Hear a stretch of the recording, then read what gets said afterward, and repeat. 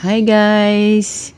Ito po ang ating ulam ngayon, ginataang langka. Dahil binigyan kami ng aming kaibigan. So ayan, magkatay muna tayo guys ng langka. Sabi nga nila magkatay daw ng baboy, pero langka.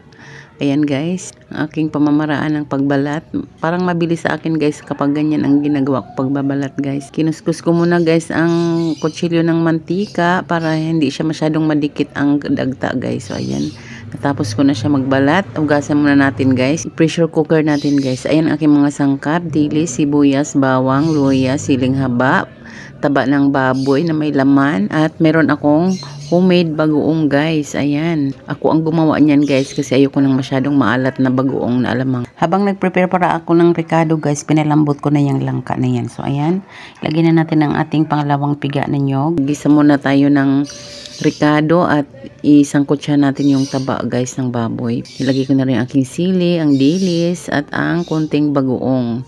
Ayan guys, sinama natin sa paggisa at ilagay na natin sa ating gulay. Ilagay na natin guys ang ating kakanggata at timplahan na natin guys kung ano pang gusto natin ilagay. Pamintang durog para mas masarap, kunting asin. So ayan guys, yummy yummy na yan guys. Sarap talaga yan guys. At haluin natin at luto na siya. Ready to serve. Kainan na. Thanks for watching guys.